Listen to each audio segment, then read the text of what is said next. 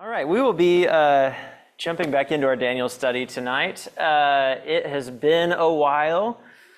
So if we'll be in Daniel chapter 5, if you want to be turning there, if you're not there already. Let me get that guy on. I need that.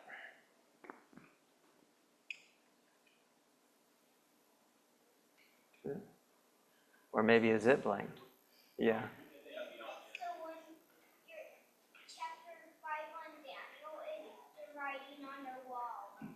That's right, buddy. It is. Thank you. And it's coming up, I think. You're absolutely right. You got the first question right. Okay, so we'll be in Daniel chapter 5. It's been a month, and it's been even longer for me, but I did go back and catch up on our classes. They are all on YouTube that you can go and check out if you ever miss a time or have missed a day. I know that chapter 4 I thought was especially good. So if you missed it, go back and check it out because there's a lot that's drawn from chapter 4 in chapter 5. If you remember in the structure that we have in this section of the book, we have this chiasm or parallelism here where chapters 4 and 5 are going to be parallel stories. What is it that makes them similar?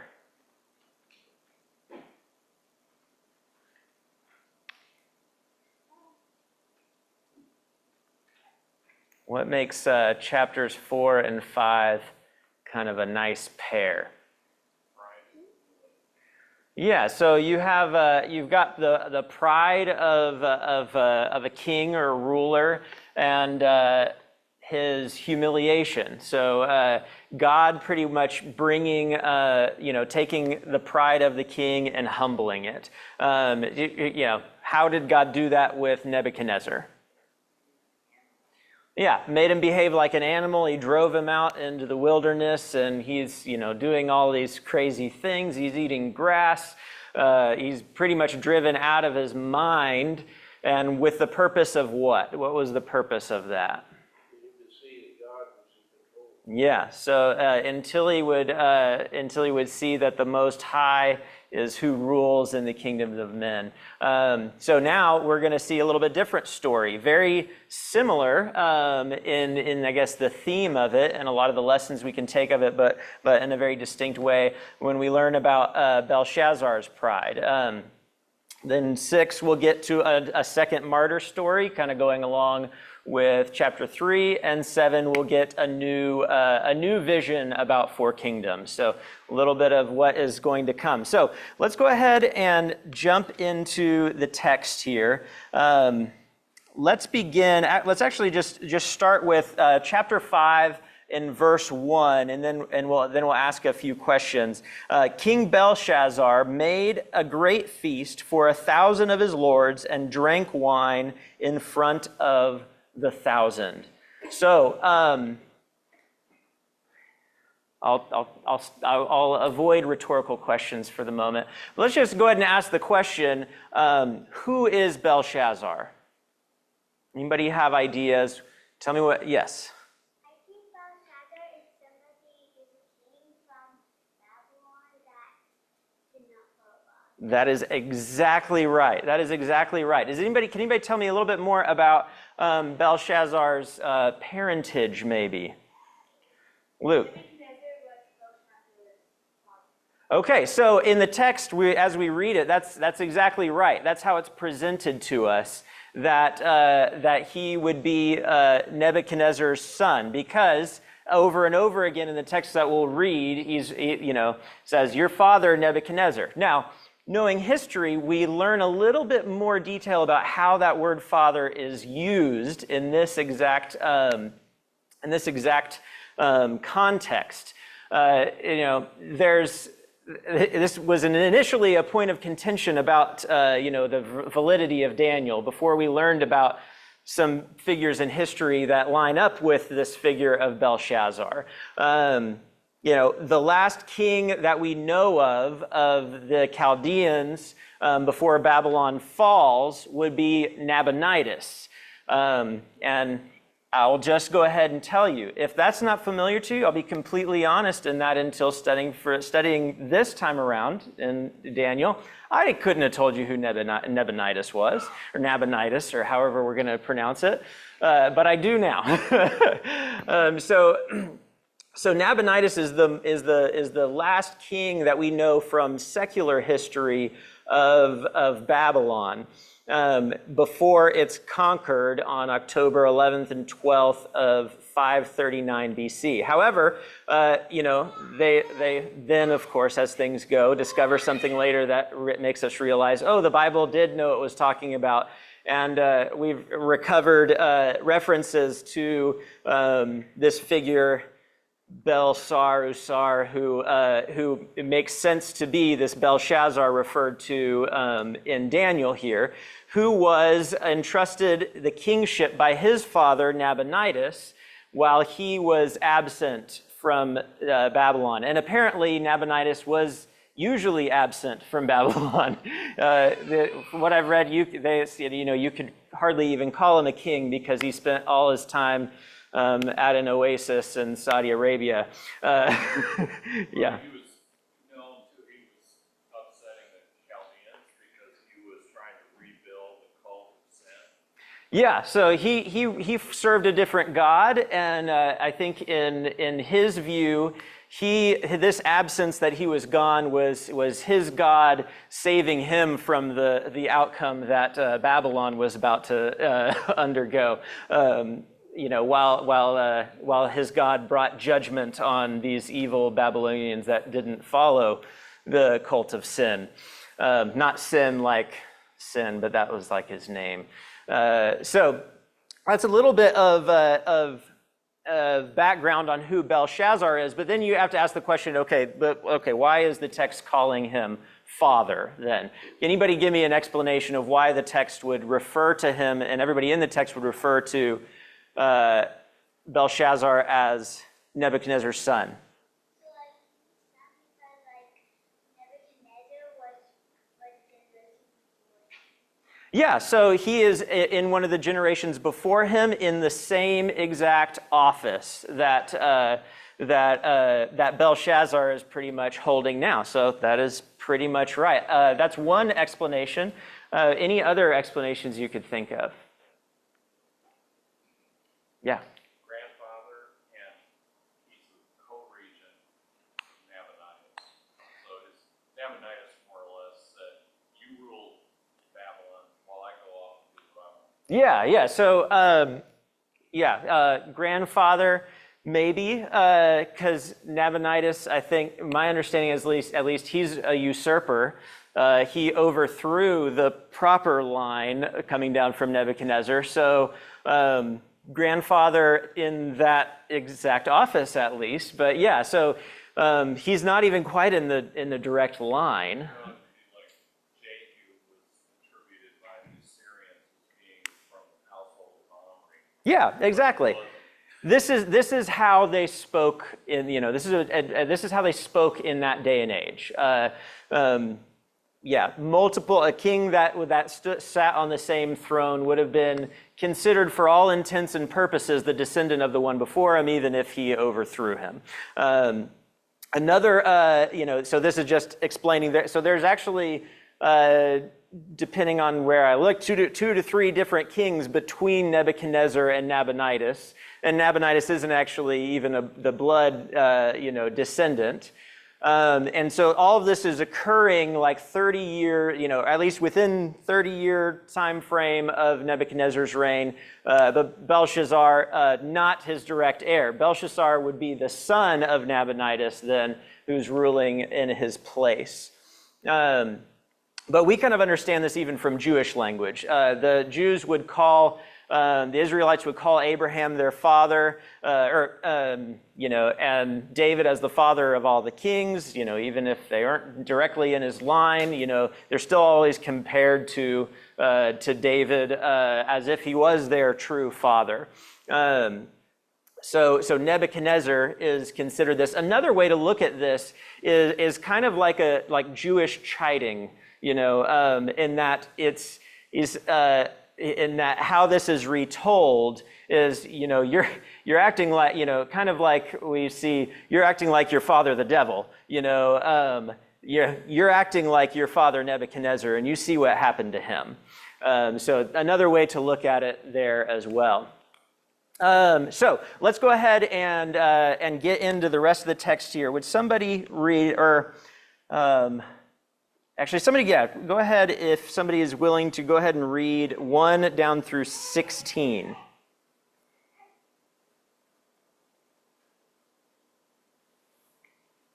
Belshazzar the king made a great feast for 1,000 of his lords, and drank wine in the presence of the 1,000.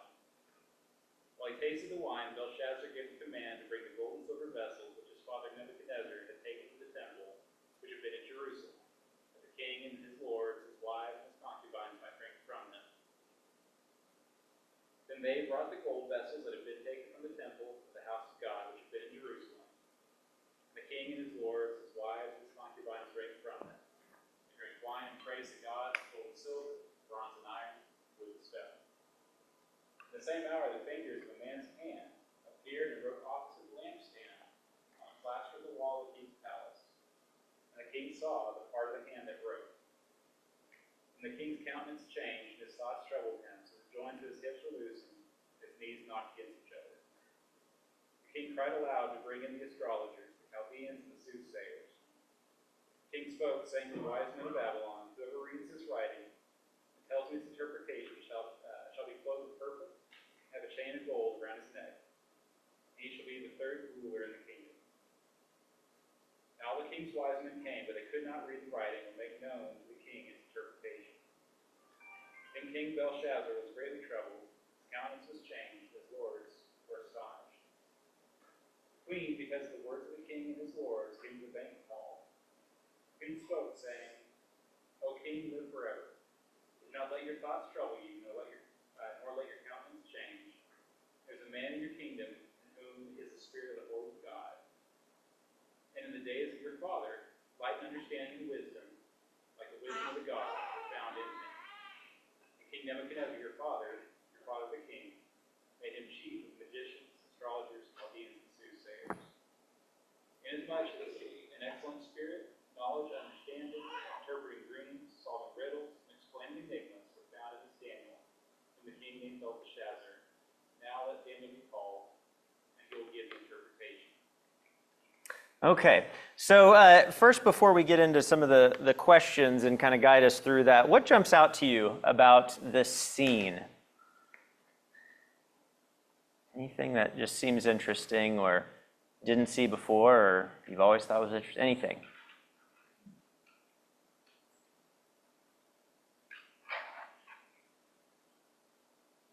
He thought it was big and important until he saw that hand and everything changed. That's right. Yeah, we see a very, very quick change in Belshazzar's attitude, right? He thinks he's pretty cool stuff. If you don't know, and I didn't know, from what I read, doing something like this would have been considered blasphemous and completely unacceptable even by the pagans in that time. Like, they would have considered this to be very much not okay. Not even considering how not okay it is in light of what we know of the God Yahweh, and how the Jews would view the vessels of their temple. But so a lot of arrogance, a lot of hubris there. What else do you see?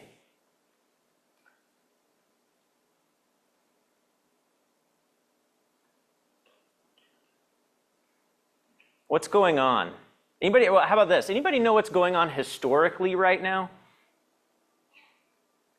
Persians are coming his way. Yeah, The Persians are standing up. so the Persians had at least began invasion like a couple of years before the fall of Babylon. So the real king is away. The son is here playing, essentially. I mean, and depending on how the events occurred, if it was exactly this fast or whatever, pretty much on the night Babylon is going to fall, what is he doing? Throwing a banquet for who? His leaders of the nation. Yeah. Do we think that the nobles would all be having a big, giant, revelrous party, getting drunk and all of this when, the Persians are invading and,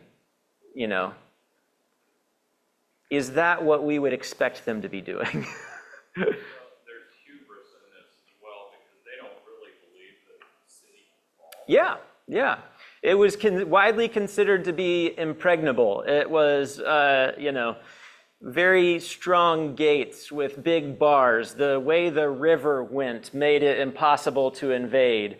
The walls were so thick that you could run 2 chariots on the top. You could run 2 chariots on the top of the wall. You're not getting in here. I mean, they might be taking other provinces around here, but you're not getting into the city. So we're going to sit back here and have a big drinking party with all the people that should be running the country right now. Maybe they've even retreated back to Babylon from the areas that they should be administrating. Who all's in attendance, that it says, though? You're at the nobles, his lords. We also have who? Yeah, so wives and concubines. It's going to help us understand who is talking to him a little bit later. So how is this feast described?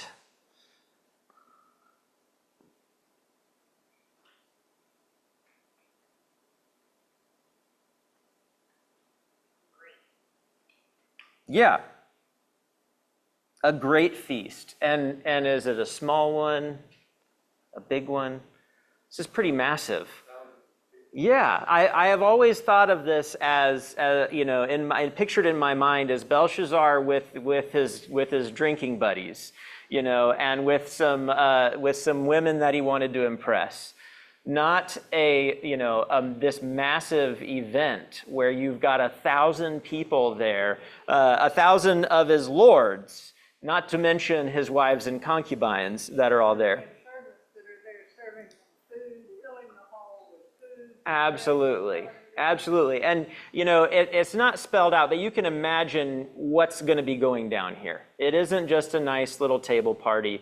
This is something that would be devolving into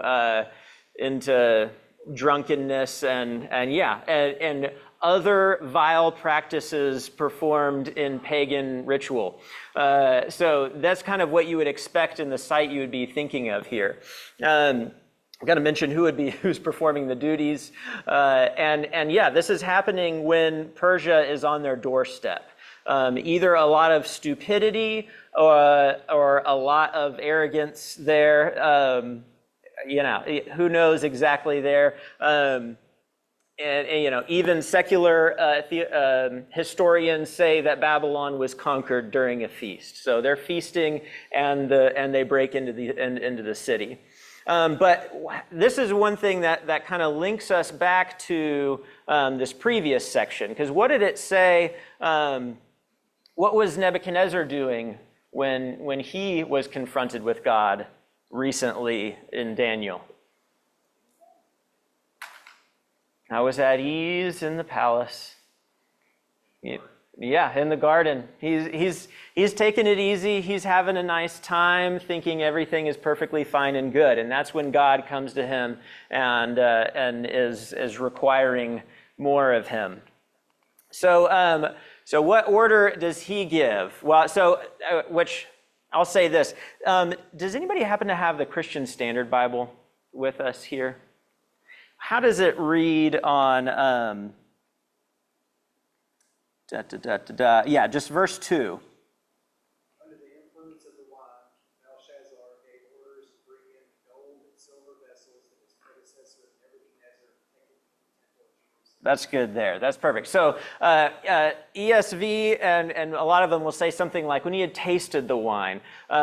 Kind of euphemistic there. There's a few euphemisms in this that are kind of fun to pick out. But this is more like the idea given here is that he is under the influence of the wine. So, I mean, we can take a quick lesson from that as it is. We already have an arrogant, really, really stupid and king here, but we're going to get him drunk now too. And so now he's going to do something that even the Chaldeans would view as blasphemous. Yeah, so that's what we've got there. But yeah, that's significant for what happens in the rest of or how would this be significant for what happens in the rest of the chapter? We know he's drunk to begin with. He sort of sobers up. Yeah, he sobers up real quick, right? Even though he's drunk, he knows really quick that this handwriting on the wall is not right, and it means something very, very bad. Yeah, so they bring in the gold and silver temple implements, which takes us back to reminding you about what happened at the beginning of this book. We kind of, right from the get-go, they took the people and he took the implements out of the temple.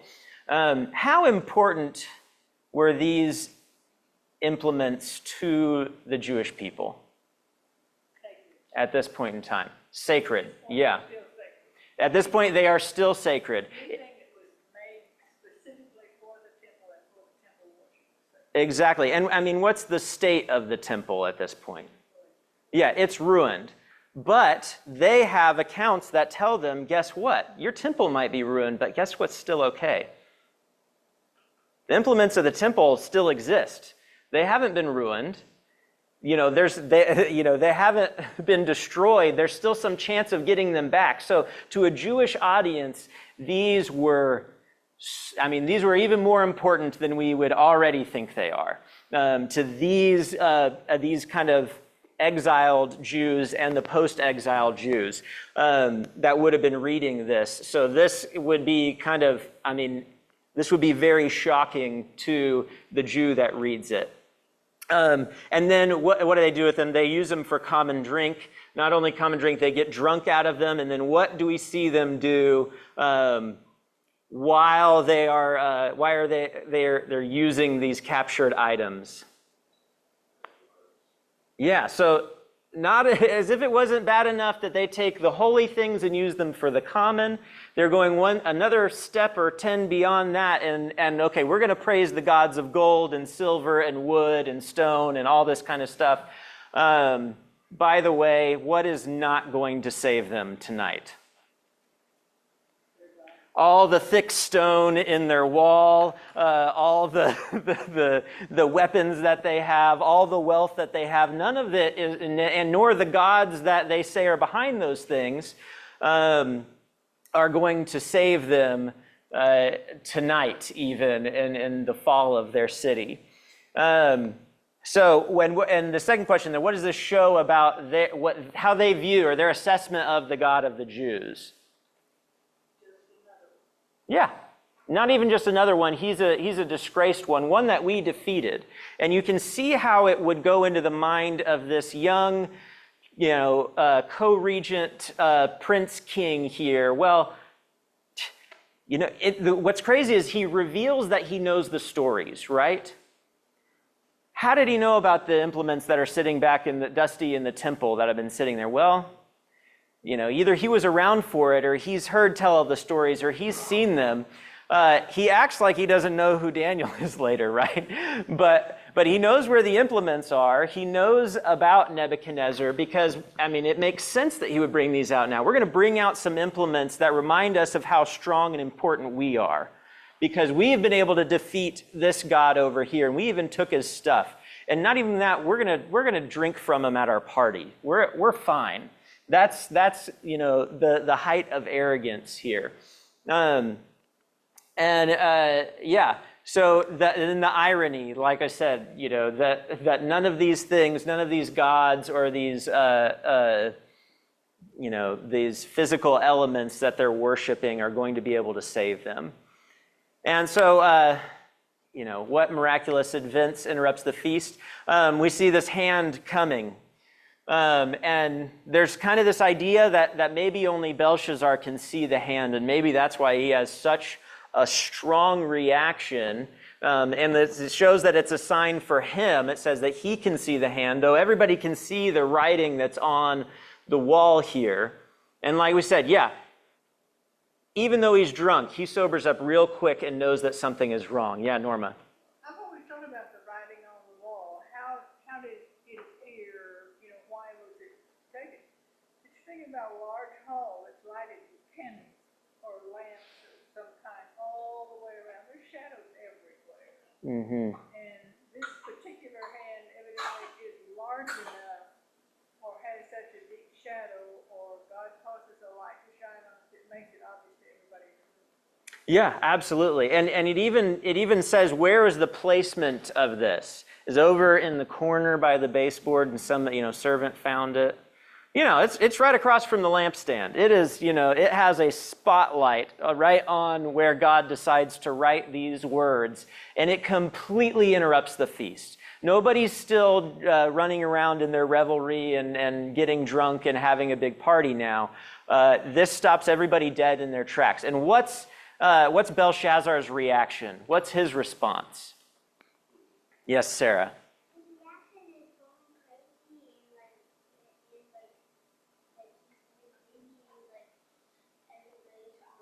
everybody's. Yeah, absolutely. It's like he's going crazy. He is really, really scared. We see 4 things that change about him that in his physical display of fear. Okay, let's go down each of them. Okay, so he pales. His face changes, right? We know that. We can understand that. What's the next thing? Yes, it rocks him to his core. How he thinks, his heart, his thoughts, that's troubled. What next? Luke? His knees knock. That's number 4. What's before that one? Yeah, so his legs give out, or his hips go slack. This is actually another one of those fun euphemisms here. If you know about one of the ways that they made oaths in the Hebrew time, and you've probably read things like they put their hand under their thigh. This word for hips, thighs, also means groin, loin, private areas. It's very likely that the NASB reads it as hip joints going slack. The ESV is very kind of general about it and say his legs give out, I think. The CSB kind of takes this, interprets the euphemism for you and says he soils himself. That is the extent of this fear. Even if it's just going down the body, whatever, that shows just how afraid he is, maybe even potentially having soiled himself here. So very, very scared. You can see this scene here, you got to picture it, because it's obviously utterly terrifying in how significantly it affects everything. And it's not just the words itself. It is that he sees the hand doing it. He sees it happen, and thus becomes so fearful. So who does he send for? We're kind of used to this picture. Yeah, bring all the wise people. Yes, the same list we keep on hearing, the Chaldeans, enchanters, astrologers, all the wise men, and what's their track record so far? Yeah, 0. For some odd reason, in the last chapter, Nebuchadnezzar still sent for him. I don't know why, even though they haven't been able to do anything for him in the past. And even though Belshazzar probably knows his history some, he still sends for all of these people, and they can't do anything. And he, again, kind of goes like his father before him and calls for those that are just going to fail him.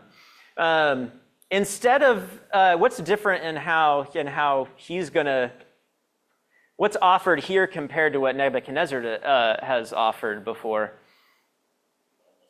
Offering to turn it over to Daniel.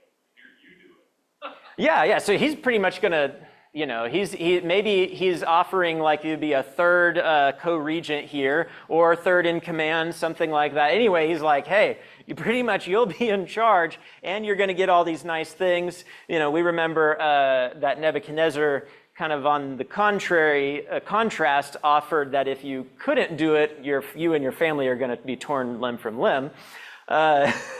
He's not taking that route here. He's more trying to bribe it done. So this does also show this kind of a third ruler shows that he's kind of in this co-regent position as well. But who does it take to finally recommend some sense? His wife or some queen? Because that's the big question. Who's the queen that comes here? Because who's already at the party? The wives and the concubines, right? So likely here you've got the queen coming in, and kind of how she speaks to Belshazzar as well kind of indicates probably not his wife. Maybe maybe more like the queen mother, maybe the wife of Nabonidus. Even maybe the queen of Nebuchadnezzar, maybe less likely, but if we're going generations back, but it would explain why she has such intimate knowledge of what Nebuchadnezzar's interactions with Daniel were. Or she's the wife of Nabonidus and is just a lot wiser than all of these other kings because she immediately knows who she should talk to about this. And how is Daniel described? I know you guys have the answers. I just gotta let some other people answer too. Well, he's got light, understanding, wisdom, and the wisdom of God, but the Spirit of the Holy God. Yeah. And it's like one of those things it's not out of the mouth of babes, but out of the mouth of pagans, a lot of times in Daniel where the people you don't expect really kind of get it right. So the spirit of the holy God or the holy gods is in him. She knows he was able to guide Nebuchadnezzar. But what's interesting, is it likely here that Belshazzar doesn't know anything about Daniel? She reminds him that he doesn't. Yeah, in the next section, he says that he's heard of him, right? Why didn't he already call for Daniel? Give the Chaldeans a second chance to redeem themselves. Maybe. Anybody, what do you guys think? Why didn't he call Daniel in the first place? Maybe it was because he was drunk. Yeah, his judgment is very impaired at this point in time. Or maybe he's just that arrogant. He knows who Daniel is. He knows what he stands for. He knows what his answers are going to be, but he's going to do it on his own. Not, what do we know about how he views Jews and their God? Very, very low, right? So is he going to be all excited? Bring that Jewish advisor to advise in this matter right here. No, not who he is going to respect. And so now we'll get into this next section. And I hadn't noticed this before. People that know the original language and how these kind of texts read say that the interaction between Daniel and Belshazzar is very condescending. In how Belshazzar speaks to Daniel and how this is all set up here. But so if somebody would read, that says 17 to, did we get down to 16? No, we stopped at 12.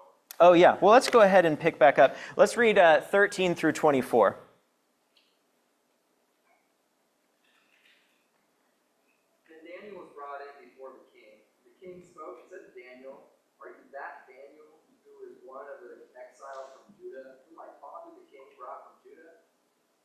Now I heard about you that a spirit of the gods is in you, and that illumination, insight, and extraordinary wisdom has been found in you.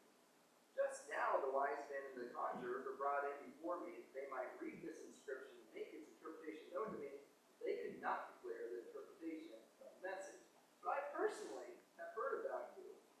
able to give interpretations and solve difficult problems. Now, if you are able to read the inscription and make its interpretation known to me, you will be clothed with purple and wear a necklace of gold around your neck. You will have authority as the third ruler in the kingdom. Then Daniel answered and said before the king, keep your gifts for yourself, or give your gifts to rewards to someone else. However, I will read the inscription to the king and make the interpretation known to him. O king, the most high God granted sovereignty, grandeur, glory, and majesty to Nebuchadnezzar your father. Because of the grandeur which he bestowed on him, all the peoples, nations, and men of every language feared and trembled before him. Whoever he wished he killed, and whoever he wished he spared alive. Whoever he wished he elevated, and whoever he wished he humbled. But when his heart was lifted up, and his spirit became so proud that he behaved arrogantly, he was deposed from his royal throne, as glory was taken away from him.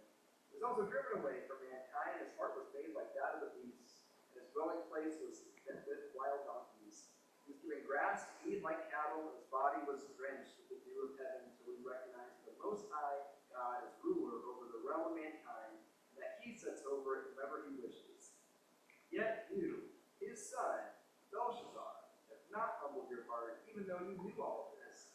But you have exalted yourself against the Lord of heaven, and they have brought the vessels of his house before you, and you and your nobles, your wives, your concubines, have been drinking wine from them, and have praised the gods of silver, and of gold, of bronze, iron, wood, and stone, which do not see, hear, or understand.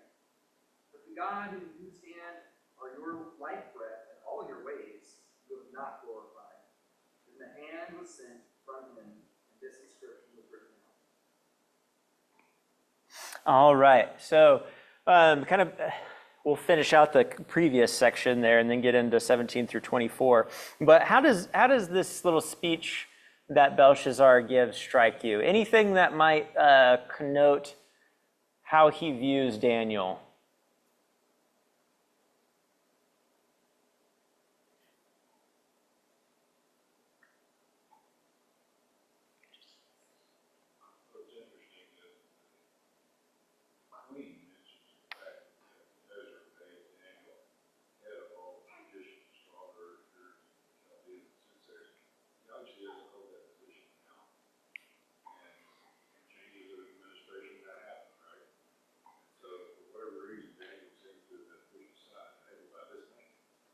Yeah, I'd say probably pretty likely. Yeah, and you know, he's heard of him. The NASB, I've personally heard of you. I know about you, but it's kind of like nonchalant still about it. I mean, all the experts were just in here, but I heard you can solve problems. Yeah. So if he doesn't say, this is not even the language that Nebuchadnezzar uses about Daniel in his ability to interpret things in the previous chapter, where he speaks to him with confidence about it. This is, if you can, you take a crack at it. If you can read the writing, one, and make note its interpretation. So first, if you can even read it, and then if you can interpret it, you'll get the same reward as everybody else did. And then what do we see is Daniel's reward, which this kind of clues us into maybe the disdain with which he was already being spoken to. So what's Daniel's response? I don't want your reward. Keep your stuff. Give it to somebody else. He's like, God's put me here for this purpose. I'm going to do my job, but it's not going to look like you commissioned me to do this. It's not going to look like, this is coming from you in any way. And, responding in this way is pretty disrespectful. Rightfully so, from Daniel back to the king, and I think kind of in turn to how he was speaking to him. Not uncommon for prophets to dismiss the rewards, I think this can kind of be paralleled to how he deflects glory to God for interpretations he's given in the past. This isn't going to look like you are doing this through me in any way. I'm coming here and doing this on behalf of God, not you. Also, how he says, if you can read it, kind of lets us know that this is a really difficult puzzle. It's not like they can read it, but they don't know the interpretation. The Chaldeans and everybody that have come in, they haven't even been able to read it and figure out what it says.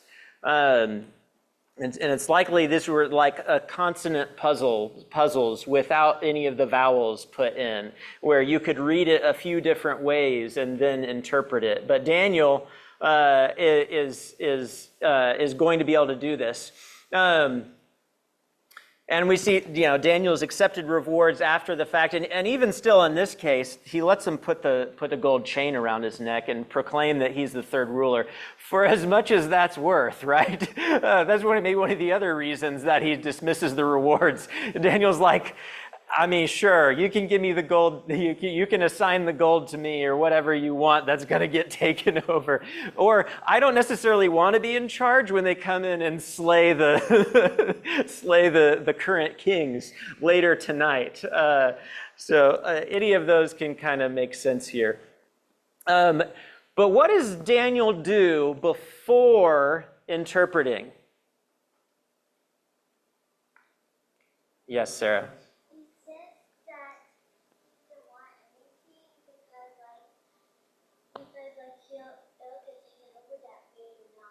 That's exactly right. And so what does he spend a kind of a long time, longer than even the explanation of the, it's like this big versus the interpretation being this big.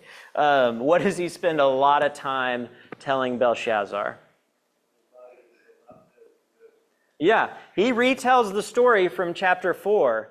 And kind of goes through every bit of it. He was driven from among the children of mankind. His mind was made like that of a beast, and his dwelling was with the wild donkeys. He fed on grass like an ox, and his body was wet with the dew of heaven, until he knew that the Most High God rules the kingdom of mankind and sets over it whom you will. The Most High God, the same God whose vessels you are profaning right now, the same God that you knew that this God of the Jews is who your father Nebuchadnezzar said did that to him. You knew that.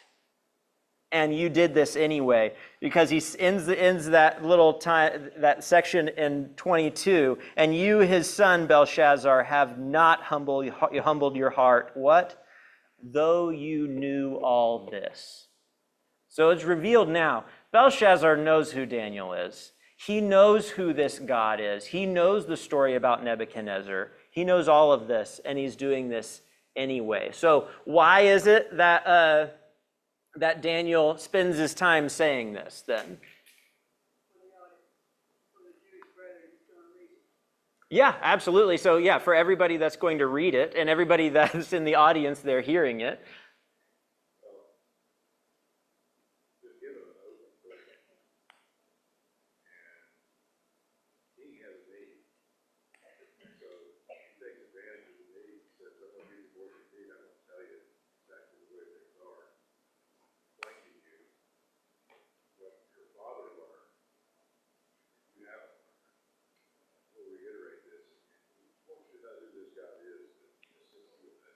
Absolutely, absolutely. And it gives Belshazzar the why.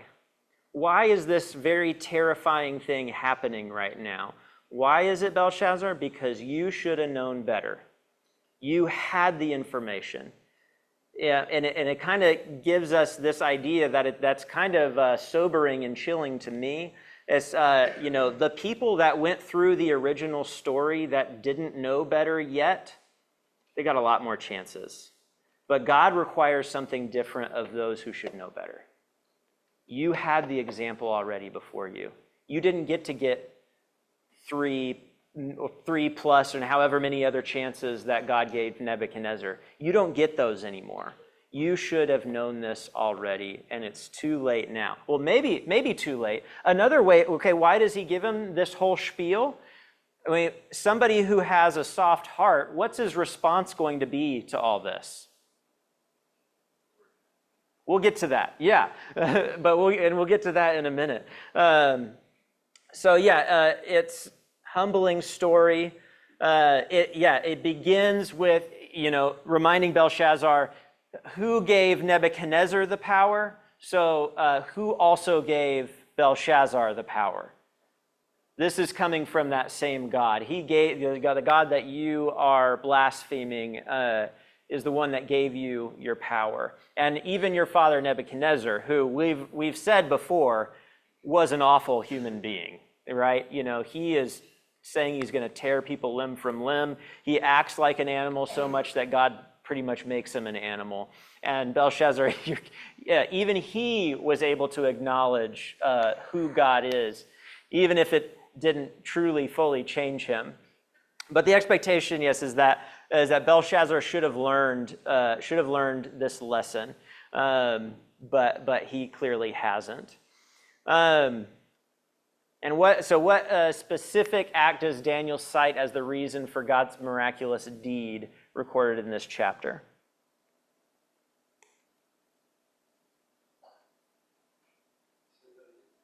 What's the reason? What specific act does Daniel say is the reason that this is happening? Yeah, so he has an honor God. 22, you've lifted yourself up against the Lord. And doing all this. And in the end of 23, but the God in whose hand is your breath and whose are all your ways, you have not honored. You have not honored God, the Most High God. So a few different things are going on here that he indicts him for.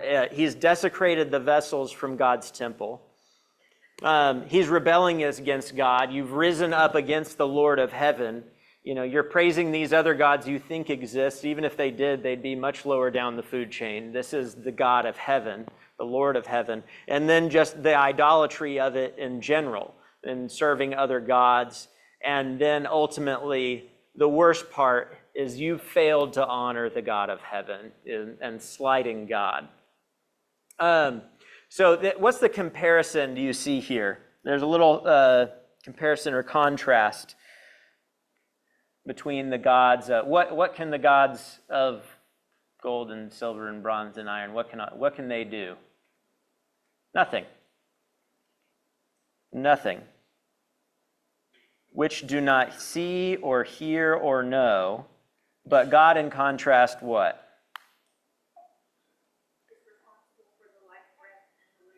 Yeah, he holds your breath in his hand. We say breath, and back then, breath, wind, spirit, all these words are very, the same thing in Hebrew at least. I don't know about Aramaic really. But, we talk about striving after wind. We can't hold on to wind. But God, he can hold on to your breath, your life breath.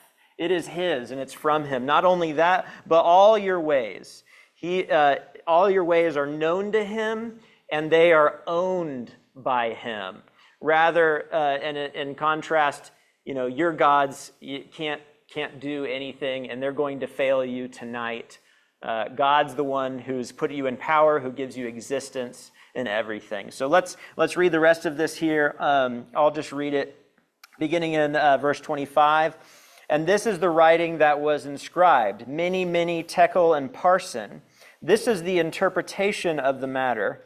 Mene, God has numbered the days of your kingdom and brought it to an end. Tekel, you have been weighed in the balances and found wanting. Perez, your kingdom is divided and given to the Medes and the Persians. Then Belshazzar gave the command, and Daniel was clothed with purple. A chain of gold was put around his neck, and a proclamation was made about him that he should be the third ruler in the kingdom. That very night, Belshazzar the Chaldean king, was killed, and Darius the Mede received the kingdom, being about 62 years old. So what are these words written on the wall? As we just read, we've got many. I'm probably pronouncing them wrong, though I don't know if anybody knows how to pronounce them. Mene, mene, tekel, and parsin. And even from these interpretations, there's I'm pretty sure this is quoted by secular people on and on without, you've been measured and weighed and numbered and found wanting. People probably quote that and don't even realize it's from here. So the writing on the wall, so these are nouns about measurements and weights, but then Daniel interprets them according to their verb form, which is going to say, and there's going to be kind of a double meaning here, and tells us what God is doing and has done in judgment. So many you have numbered. So we have the idea, and we could get into that more. Tekel, weighed, like money, is weighed. And then parson, divided, saying that the kingdom would be divided among them. Also, if you look on your footnotes, you'll see, and you can kind of see it, the parson or farson sounds like what? Sounds like another word that's pertinent, or name. Kind of sounds a little bit like Persia. And that's an intentional thing there. Your kingdom is going to be divided, and the Persians are going to come in. They're going to take your kingdom. It's going to be divided up, and you're not going to have it anymore. Thoughts or anything, or just on the interpretation there.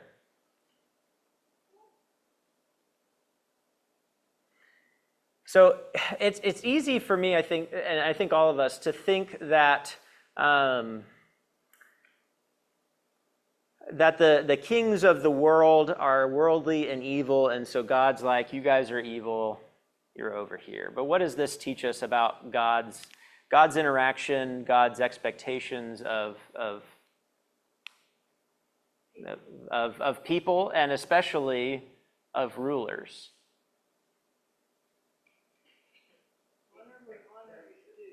Yeah, I mean, Daniel teaches us that God is the one that puts them in power. And the New Testament reiterates that. God is the one that puts these people in power. For any of us in any position of authority, it tells us God has put you in that position of authority and you better use it right. Though I don't think any of us are going to be kings or presidents or anything like that. But I think, there's that the warning in this, that God is numbering and weighing and evaluating the leaders' performance, who they are, how they treat people, what they do, is not going unseen by God. He is evaluating it, he is assessing it, and he is going to act based on it. What he does and when he does it isn't always going to look like when we should, but it isn't just about rulers. I mean, any form of authority that we take, we have to recognize that God is evaluating what we do with that, how we take that leadership, and are we honoring God in it? Are we honoring ourselves instead? All of that. Like I said, there's very little time spent on the actual interpretation. And then, does anything seem conspicuously lacking after the interpretation? What are we used to seeing so far? Every time Nebuchadnezzar has a dream or something crazy happens, he throws people in a furnace, and God acts and intervenes or reveals or does something miraculous. What did Nebuchadnezzar do every time?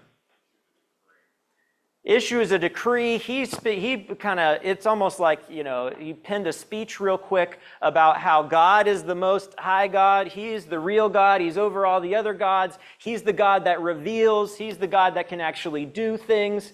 Nebuchadnezzar, the audience has been set up literally to be expecting Belshazzar to fall on his face, to be repentant in some way, shape, or form, and give honor to God. And what do we get?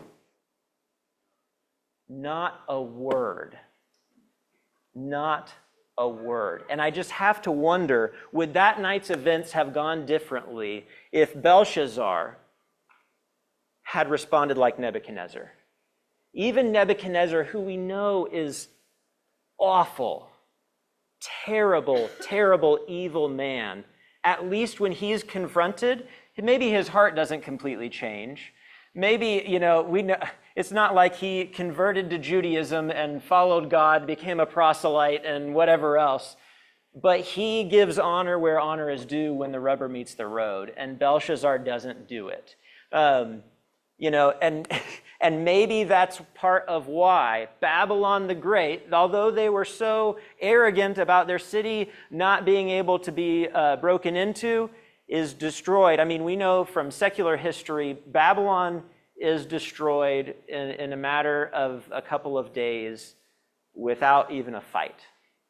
And that's, I don't know how that happens if it isn't with the hand of God. So you have the unrepentant king here, and he's all the most he does is go ahead and give him his robe and his gold chain, and goes back to his chambers. I don't know if they break in, if they assassinate him, what exactly happens, but it's this decree, which I don't know when it got out to the people. Belshazzar is already dead, so I don't know what the decree does, but yeah, yes, Andre.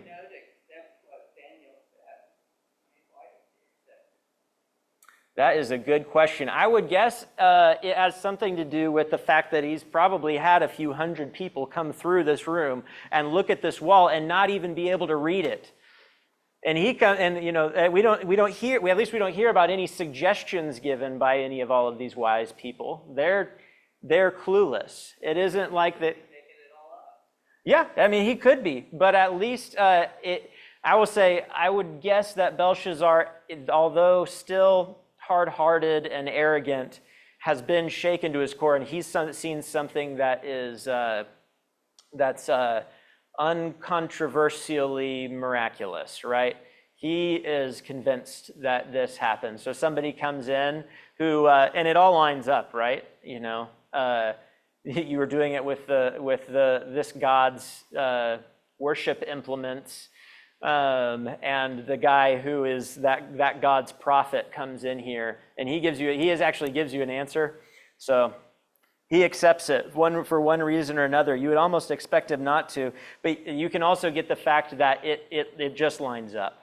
It matches with what's going on here, and so he does accept it. And that kind of gets to what we had. There's no repentance. He rewards Daniel, but no mention of God, no repentance, and no thought to what it means for the empire he's supposed to be leading. Nothing like that. No, hey, let's get the troops to the wall. Nothing like that. It just ends, and that's going to be a theme I want you to notice when we go on. Because there's going to be some more visions, and there's going to be all these world powers, and there's going to be all this buildup and all this big description of all these different beasts, and this came up, and then this beat that one, and this beat that one, and then the Ancient of Days comes in and goes zap. In one verse, boom, all done. And that's the same thing that happens here. So get used to that theme. There's all this buildup, all this, the big city that's happening, and God brings it down in an instant. And that's kind of what you can expect going forward. All right. So we kind of talked about it already. Babylon ends up falling in one night, pretty much. At least maybe not exactly the whole empire falling in one night, but the whole empire falling in a matter of a couple of years. From start to finish, and then ending there. Still does. I mean, everything about this seems miraculous for how powerful of a nation that this was. We don't have time to get into this, but if you look at Isaiah 45, it pretty much says exactly how the fall of Babylon is going to happen, opening its double gates, its bars of iron, diverting the river to be able to do it. and then being able to take the city because of that. Really, really quickly here, lessons learned. Anybody have one just real quick on a lesson learned that we need to take away from this? It's easy to view this as, this is something for kings and tyrants and evil people, not for me. So what's the lessons that we need to be learning from this for me, for ourselves? Absolutely. So God is going to expect his people to take examples and learn from them. God is not necessary, although merciful, long-suffering, he gives us our whole life of chances, right? But God also has an expectation of us to not just say, well, I got to learn it all for myself, so I'm going to go blunder around and learn what not to do through my own failures. God expects people and his rulers in this context, but expects us to learn from the example of others. We don't get a pass because I'm a different person and I just got to learn for myself. What else?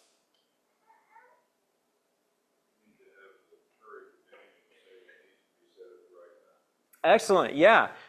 Daniel takes this opportunity, as you've already pointed out. He doesn't takes the opportunity not only to say this to Belshazzar, but to everybody else listening. You should have known this. And you have this whole court of nobles that is then hearing that the destruction of their city right now isn't because of their failure in their military might or some planning error or something like that. It's because God wanted it done.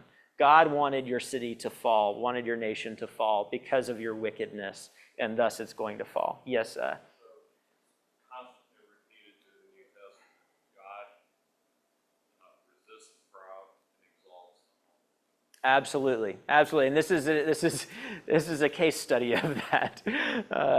As humbled as you can get, from as high as you can get to as low as you can get in one night. Yeah, Norma. Just a side note, how old Daniel is at this time? Is that a question? I would guess if he came into Nebuchadnezzar's court, 19 or 20 or something like that, I don't know. This would probably put him in his 40s or 50s. Nathan, is that what you would guess? Yeah, by the time he's done with Darius and Cyrus and stuff, he's in his 80s or so. So subtract some years there. Yeah. Put that all part, 60. He's going to be. Oh, yeah. There you go. Be older than Darius. Okay. Yeah. So there you go. Older. Yeah. Pushing 60. What else do you guys see? Any other lessons that jump out to you? I think there's a lesson being learned in Babylon for us. That Babylon, I don't know what made me do it, but I read Xenophon a couple of years ago about Cyrus, and they're about that thick. And one of the things that Cyrus was absolutely frightened of, not the Cyrus we know, but the Cyrus the Persian general thought that Babylon would take everything he had to take it down, and it essentially almost fell without fight. Yeah. And that when they were so happy to be out from underneath the Babylonian kings that he was actually thrown a triumph when he came in. They actually welcomed him. So they basically, he did nothing to the city. He left all their worship and everything intact and just put a king there to be over it. And it goes to show their treatment of the people and oppression. If God is, we know that how they were, right? And if God is taking them out, we know that how they're treating human beings. And if they're that happy for them to be gone. But I think of it like, just apply it to our country. I think there's a lot of people run around thinking you can't. Absolutely. And I think we could, and quickly. That's one of the main things that I was thinking about on this is, if somebody says,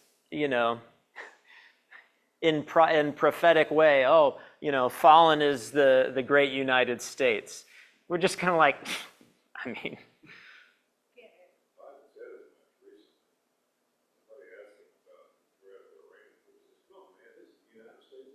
Yeah, exactly. And for some odd reason, my mind has not gone straight back to this when you hear things like that, honestly. And that's wrong of me. But I fall prey to that as well. It's not going to happen in our lifetime. I mean, when has there been a war, here? Russia, Soviet Union fell without a shot. I went there and spent 3 good times there after they fell. And the thing that occurred to me was, we don't think this would happen to us, but look, it did, and without a shot. Well, and I think it's even more than it would happen. It is an inevitability. The nations of the world fall. It's a matter of when. I mean, that is ultimately the message of Daniel. These great, most powerful nations in all the earth, it isn't if they will fall, it is they will fall. I pray that it's not in my lifetime and my kids' lifetime and the ones I love, because I think it would be horrible.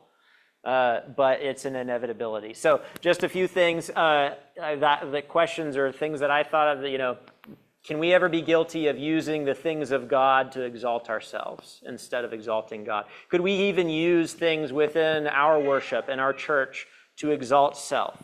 Am I exalting self with this, or am I exalting God? And then just the danger of taking God, His name, His things, His worship lightly. Okay, these bowls and vessels are not these bowls and vessels. And even more, we'll get more in that. Like we've already said, God expects His people to know their history and learn from it. And you're kind of given less chances if you should know better. A lot more. To whom much is given, much is expected. We've seen Belshazzar's response versus Nebuchadnezzar's even insincere, profession of God, and that we just must know the difference between kind of further on what I said before. But we have to know the difference between the common and the holy. But hint: after Jesus, it's all holy. It changes how we have to view everything. It changes how we have to view all things, all possession, and all people as holy. Okay, we don't get to say these things we could do whatever we want with, and these things we don't. We can't. If you're wondering if it needs to be treated as holy, in our age and after Jesus, it does. We have to view all things in all situations as opportunities to be holy and treat others and things as holy in service to God. And then finally, Babylon will fall every single time. Thank you all. Been a fun class. Sorry for going over. And we'll get about that. Daniel 6 in a couple weeks.